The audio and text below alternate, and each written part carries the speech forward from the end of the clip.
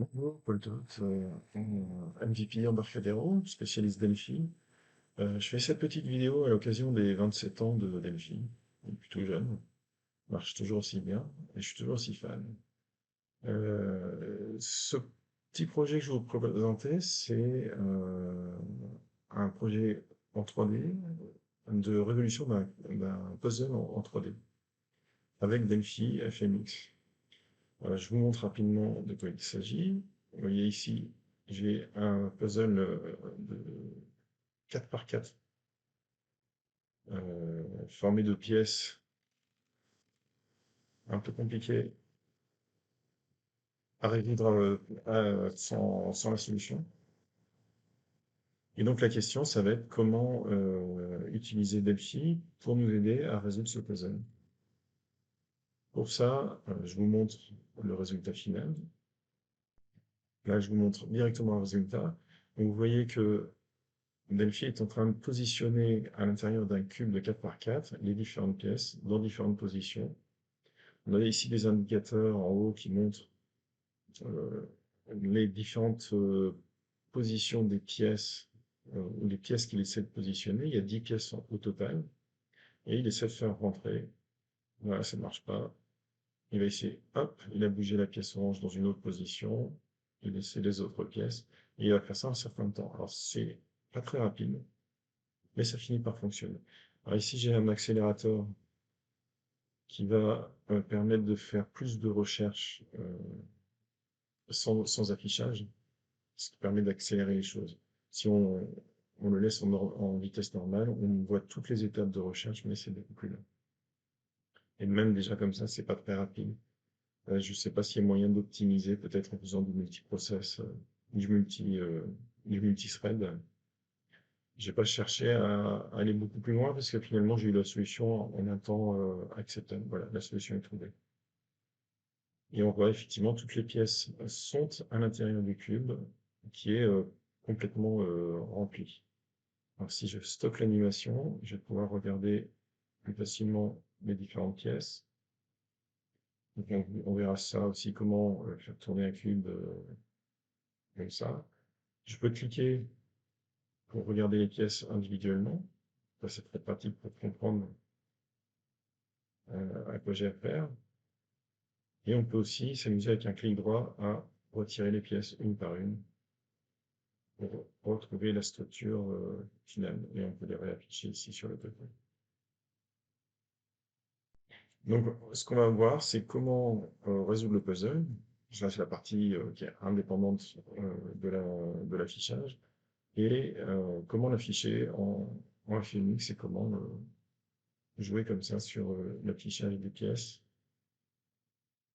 ou la suppression des pièces d'une à une, en pouvant déplacer. Et aussi, pourquoi pas, cette animation automatique, mais ça vous aura peut-être déjà une idée si vous connaissez un peu FMX.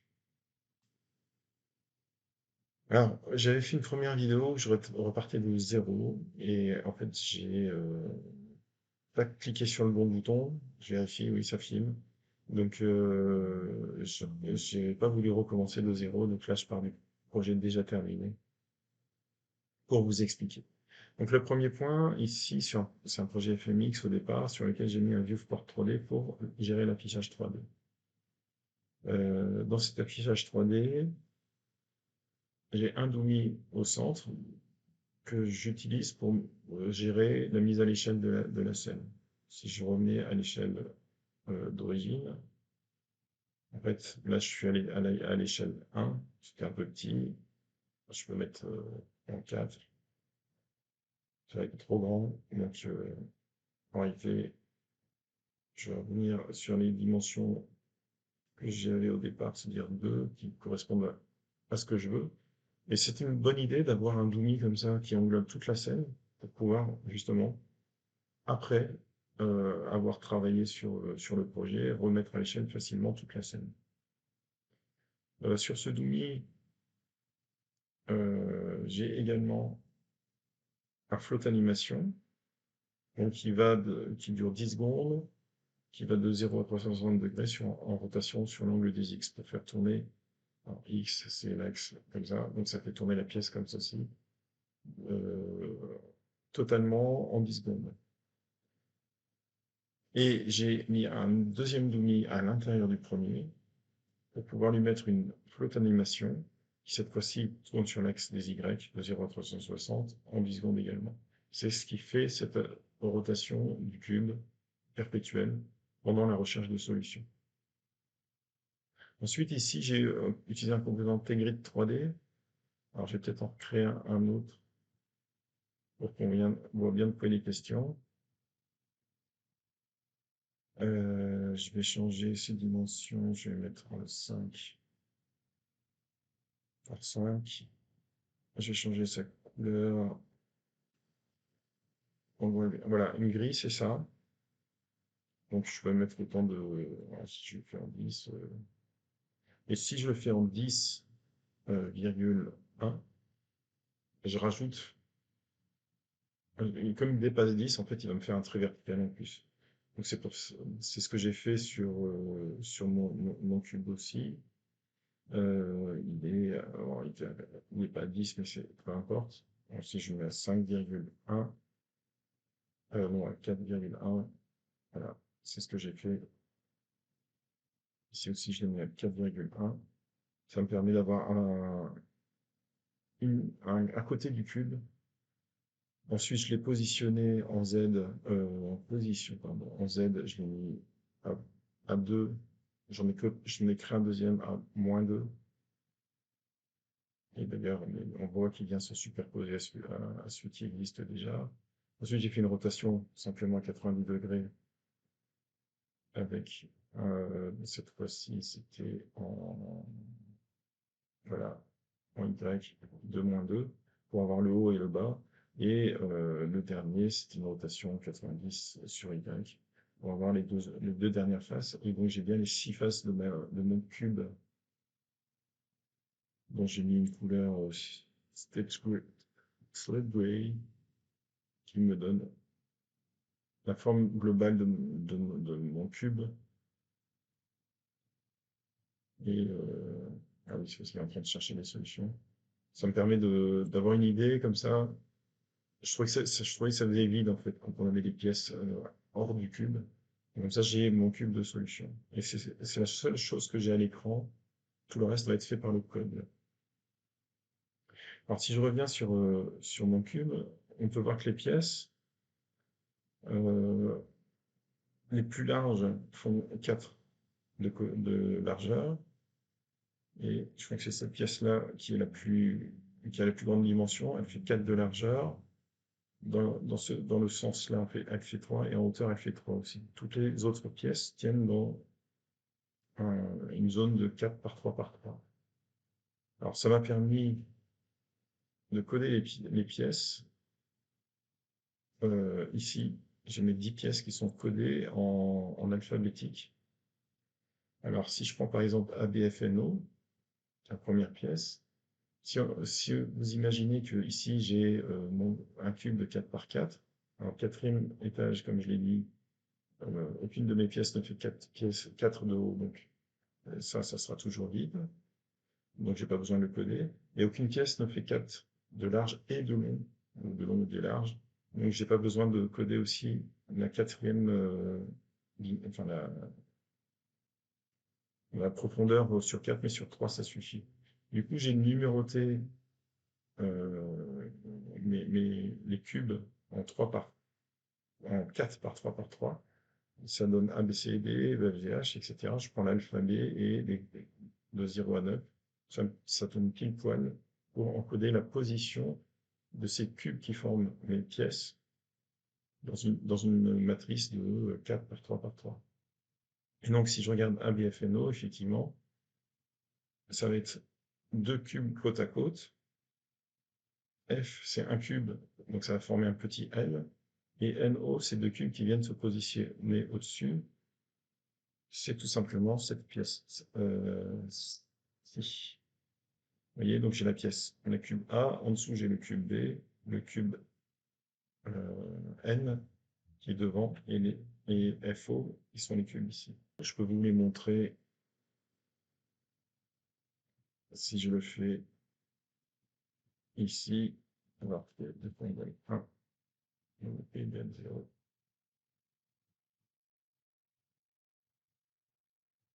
Voilà, ça c'est ma pièce ABFNO. La pièce 1, donc j'ai ABCEFG. Ah oui, pardon. Je sais pourquoi ça fait ça. A puzzle. Voilà, ouais, c'est ça. On va supprimer ça, parce que ça sert à rien. Voilà, ça c'est une cube. Alors, il y a plusieurs façons de coder les pièces, hein. J'aurais pu dire, j'aurais pu la mettre couchée, là, j'ai mis debout. Le temps pour la suite. Parce que non seulement il fallait que je code la position de la pièce dans le cube, mais il faut aussi pouvoir gérer que cette pièce, elle peut être à différents endroits à l'intérieur. Donc effectivement, quand j'exécute le programme, il teste les positions. C'est là qu'on voit chaque position testée. Et on voit voilà, les pièces. Il essaye dans cette position-là, il essaye dans cette position-là, il essaye dans cette position-là.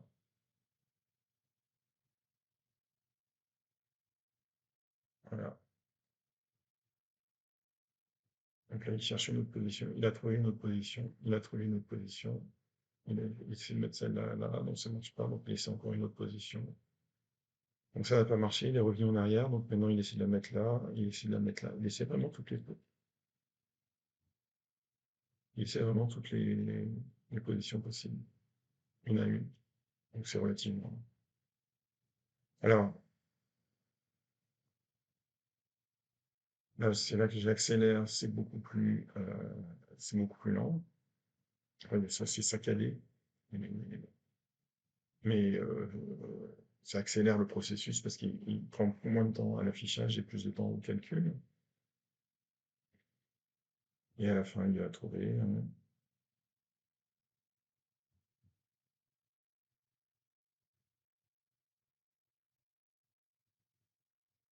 Voilà.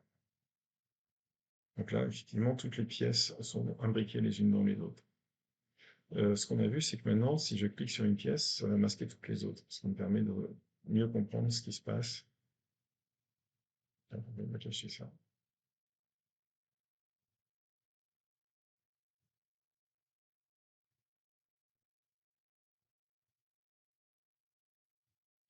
Et si je fais un clic droit, par contre, je viens décocher et cacher la pièce.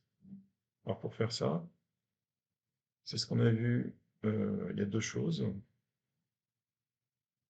Quand je crée mon puzzle, j'ai ici, je définis un mousse down et un mousse up en ayant mis dans tag le numéro de la pièce. Donc sur cube down, si je clique avec le bouton droit, eh bien je dis que la pièce est invisible et qu'elle est décochée. C'est là, je supprime les pièces une à une. Sinon, pour chaque pièce, je dis qu'elle est visible uniquement si je suis sur la pièce courante. Et sur le mousse up, je vais simplement rendre visibles les pièces qui sont cochées. Alors, bon, quand même, ça sert à rien, en fait. On va le mettre ici.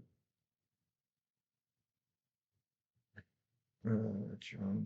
Ah oui, je sais pourquoi. Je l'avais utilisé dans Unidone, ça sert à rien. Il faut la supprimer. Voilà. Et la deuxième chose, donc ça c'était pour rendre visible tout simplement. D'ailleurs, quand je coche ici, c'est pareil. La pièce qui correspond au tag de ma checkbox est visible. Si la checkbox de mon tag est visible. Alors check et progress d'ailleurs. Je les ai déclarés là, et si vous regardez dans le constructeur, j'ai tout simplement dit que ma progress, c'est la liste de mes composants, et check, c'est la liste de mes checks. Il est possible aussi de faire un find component. Moi, je les ai mis comme ça en dur. C'est pas pire. J'ai fait maintenant un TRE of piece, on peut le déclarer en ligne comme ça, et je trouve que c'est pas mal. Si on avait beaucoup, j'aurais fait sans doute une boucle, mais comme ça fonctionne. Et l'autre chose, c'est que ici, quand je clique, quand je fais un mouse down, je sauvegarde la position de ma souris et je sauvegarde ma matrice qui est un T matrix 3D que j'ai initialisé à identity. Ensuite, quand je fais un mouse move, si c'est le bouton gauche, ma matrice, je prends la matrice au moment où j'ai cliqué, je lui fais une rotation en Y et X en fonction de la position de la souris et du déplacement de la souris, en fait. Et j'applique ça sur mon Doom 2, qui est le parent de tous mes cubes, avec une fonction set matrix que j'avais déjà utilisée dans mon tuto sur les cardboards, où on vient renseigner la local matrix du contrôle 3D, et ça permet d'appliquer directement une matrice complexe, contrairement aux propriétés de rotation et de translation. Quand on a une matrice complexe qui cumule des rotations, des translations, des mises à l'échelle, on peut calculer tout ça une fois et l'appliquer.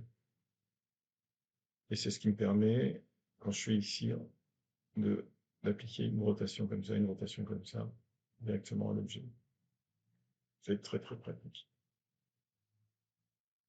Ben voilà, j'espère que ça vous a plu. Je regarde. Oui, ben la vidéo qui faisait 1 heure initialement n'est plus qu'à 20 minutes. Et encore, j'ai pas fait les coupures. C'est peut-être plus digeste en même temps. Mais j'espère que ça vous a plu. Donc ça, c'était du RAD Studio 11 sous Windows. C'est du FMX, donc ça pourra tourner sur mobile ou sur Linux ou OS X. Euh, Si vous avez des idées pour accélérer le calcul, je suis preneur, parce que je trouve quand même que c'est assez lent. Je m'attendais quand même. En fait, quand j'ai pensé que je pouvais coder le puzzle sur le Unsigned INT64, je me suis dit, mais ça va être super rapide de tester les choses, puisque je précalcule toutes les positions, et finalement, je me contente de, ici, voilà, je fais un solution hors la position, ça marche pas. Je m'attendais à un truc très très rapide, ça ne l'est pas. Mais bon, c'est beaucoup plus rapide que moi quand je cherche une solution. Et donc si, ah bah tiens, je vais peut-être, comme j'ai encore un peu de temps sur le temps initial, je vais montrer qu'on peut du coup facilement, en mettant les deux en parallèle, résoudre ce cube, enfin ce puzzle. Alors pour la petite histoire, j'en profite qu'il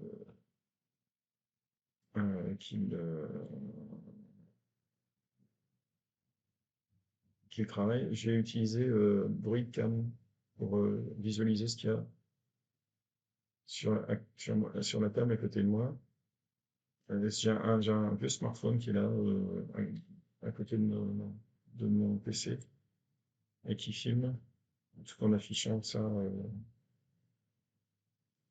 Je l'affiche à l'écran et Cam Studio le prend à l'écran. Alors on fait le puzzle rapidement. Donc on a cette pièce là, on a cette pièce. Non, elle n'est pas comme ça, elle est comme ça. Alors, il n'y a pas le clic forcément, parce que les pièces sont pas visibles. Voilà, c'est celle-là. Donc, ça, c'est la complexe. Elle va se mettre ici. Pas celle-ci, c'est dans l'autre après, c'est dans le dernier. Il me manque une, c'est laquelle? Ah, voilà. On a cette pièce-là qui vient ici.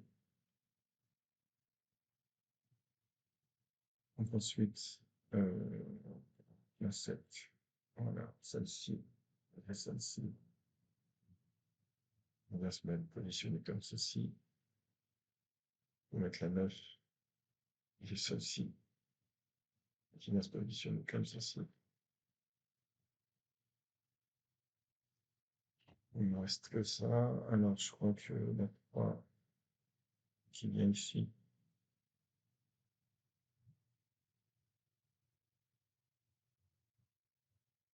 C'est pas mal. Là... Ouais, on peut mettre la 2 ici aussi. En haut. On en a 4. La 8. Donc la 8, elle est là, comme ça.